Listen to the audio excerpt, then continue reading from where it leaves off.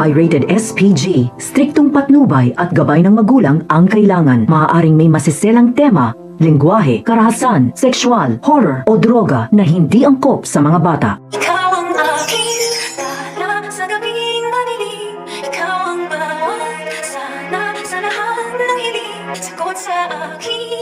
Magkakaroon na naman ang harapan itong si Moira at itong si Lynette. At dito naman na inaasar ni Lynette itong si Moira na hayaan na lamang daw na mag-enjoy itong si Moira at magbakasyon. Baka ito na daw ang huling araw ng kanyang kasiyahan. At dito naman naasar itong si Moira sa mga sinasabi dito ni Lynette.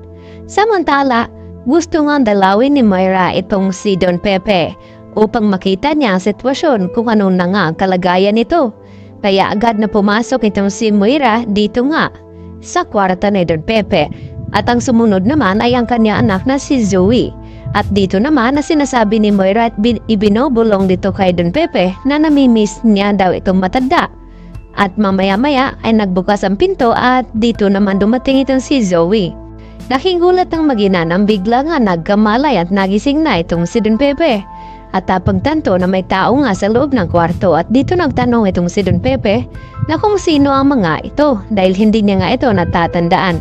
At dito naman nagulat itong si Zoe na hindi siya kinakilala ng kanyang lolo Pepe at ganoon din ng kanyang ina. Isa lamang ibig sabihin nito na may amnesia nga ngayon itong si Don Pepe. Samantala, tuwang-tuwa naman itong si Lynette na makakasama niya ang kanyang anak papuntang Japan.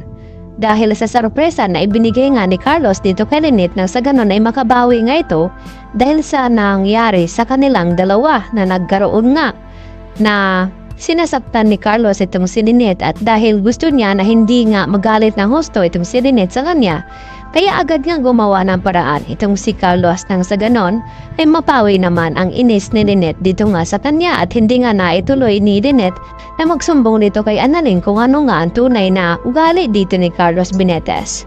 Dahil inunahan na nga ni Carlos itong si Lynette na magsabi dito kay Annalyn na kung ano ba talaga ang nangyari kung bakit natalsikan ng bubog itong braso ni Lynette. Samantala, napagalaman naman ngayon ng mga kapulisan na itong kotse na hindi daw pagmamayari ni Moira dahil iba daw ang nagmamaniho nito at ito na nga si Miss Nereza Sandoval. At nagulat itong si Giselle dahil nakita niya at natatandaan na minamaniho nga ito ni Moira bago nawala itong si Don Pepe. At dito naman na sinabi ni Giselle sa mga pulis na kinakailangan nila imbestigahan kung ano nga ang kinalaman dito ni Nereza sa nangyaring kidnapping dito sa ama ni Giselle. Kaya agad nilang pinuntahan ito sa bahay at pinanampot itong si Nereza. At nagulat naman itong si Nereza na kung ano daw ang ginagawa ng mga pulis. At dito na sinabi ni Giselle na nalaman na nga nila itong kotse ni Nereza ang ginamit nung kinidnap nga itong si Lolo Pepe. At dahil dito, nagpupumilit itong si Nereza na wala daw siyang kinalaman sa nangyaring kidnapping at hindi daw siyang nagmamaniho ng kotse na yon sa araw ng kinidnap ito si Don Pepe. Mapipilitan na rin kaya na magsabi ng katotohanan itong si Nereza dahil naipit na rin siya dito sa sitwasyon na pinagbibintangan na nga siya dito ni Giselle at baka makulong pa nang wala sa oras itong si Nereza kaya kinakailangan niyang ilaglag itong si Moira na sa ganon ay mapaimbestigahan itong si Moira. At tama nga ang kutob dito ni Giselle na may kinalaman talaga itong si Moira sa nangyaring kidnapping at baka nakipagsabuatan daw itong si Zoe sa kanyang ina.